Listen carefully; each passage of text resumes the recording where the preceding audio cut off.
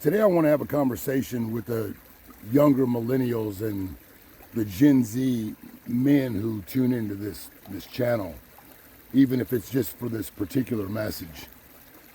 You know, it's real, it's almost, it's common for people from the elder generations to talk down on the younger kids and call them lazy and entitled and all these things, and not that they don't fit.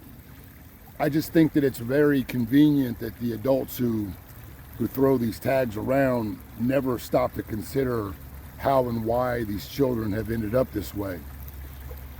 Now, I've labeled several young men who have come across my path the same thing, but it wasn't so much because of a generational gap. It was because how they moved. It was what they did, or in most circumstances, what they chose not to do.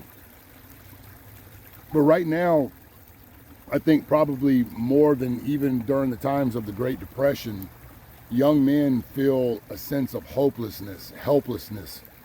And it's not so much because of the lack of resources or a lack of money to purchase those resources or the things that were causation of the Great Depression, but because the meaning of what it means to be a man has been completely removed. It's been eviscerated from our society. It's been removed from how we raise little boys. So in a very real sense, these young men have come by this way of being, this way of thinking, honestly. So in that sense, and for that reason, it's not the young men's fault today that present themselves in a very vaginal manner. It's not the young boys' fault that they show up like little girls. It's because that's the construct of the society. There has been a real push to completely eliminate what it means to be real men. And that's very visible when you look at the young boys today.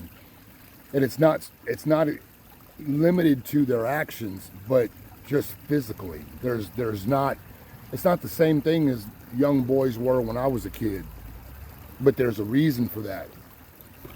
The purpose of this video isn't to go over these things and to give an escape to young men, but to call to your attention the importance of you being born in this time.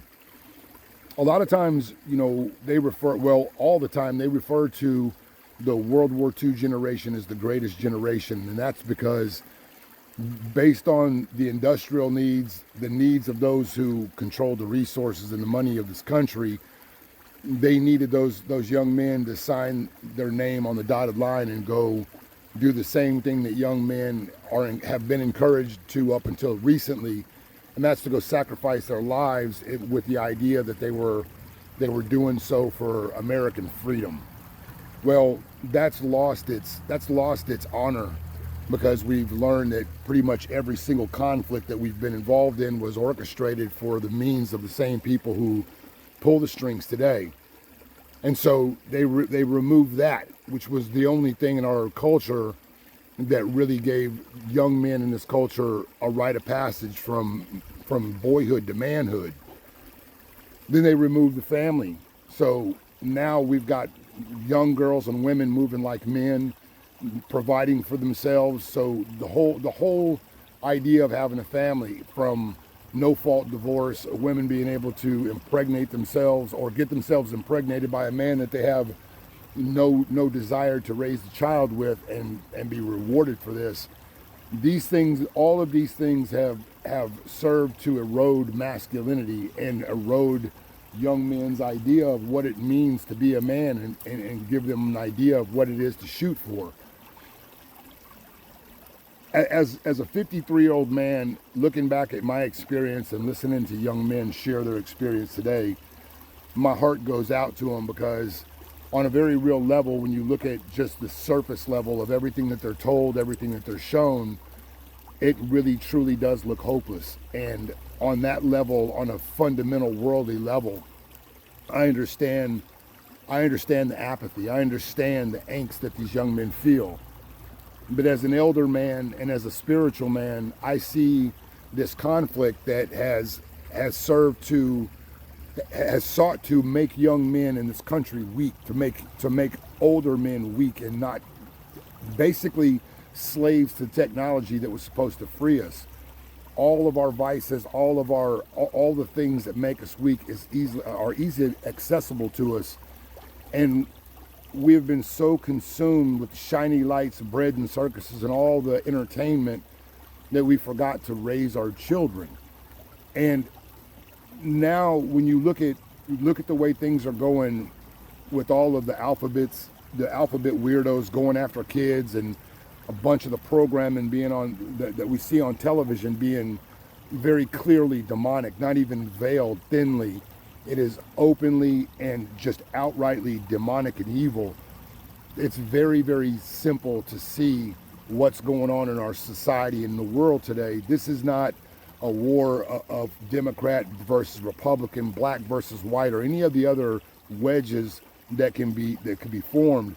But one of the most important and most destructive wedges, the one that they're depending on the most, is the wedge that they have put between the young men and women versus their elders.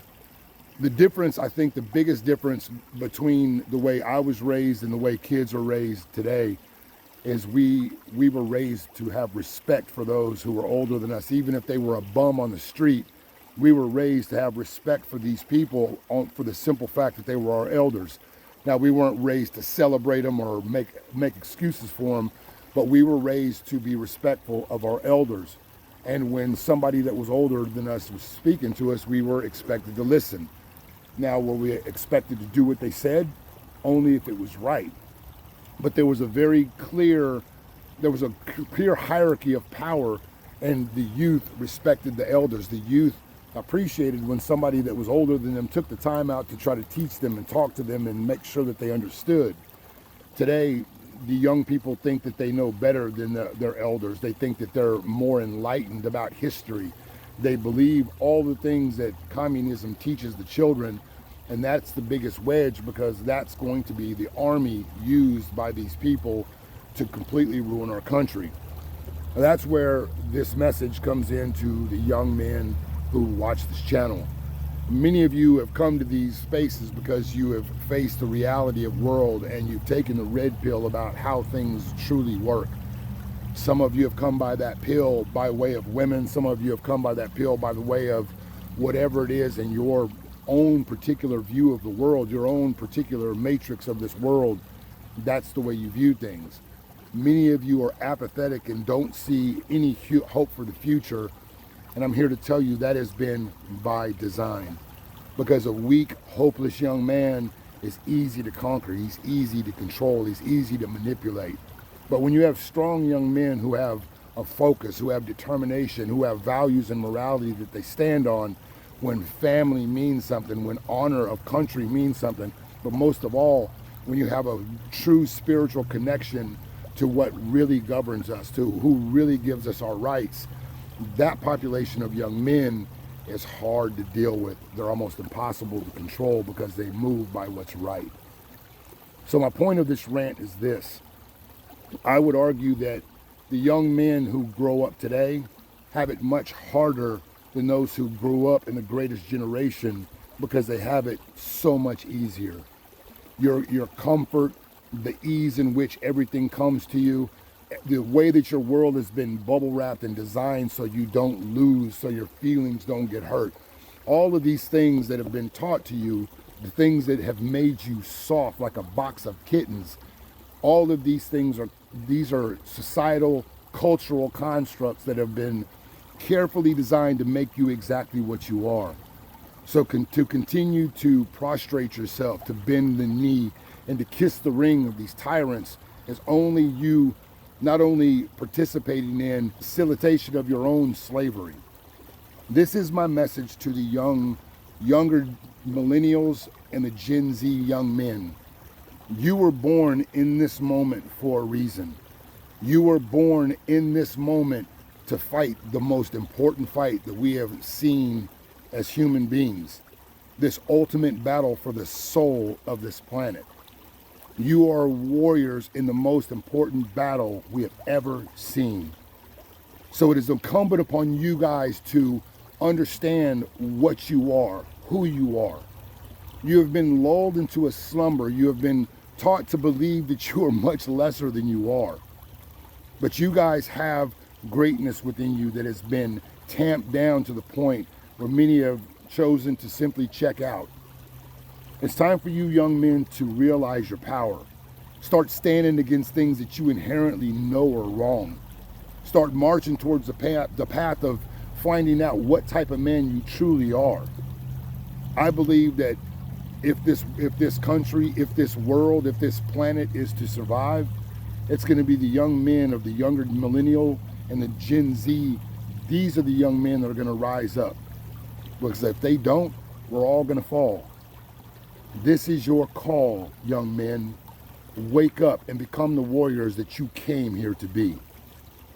Out.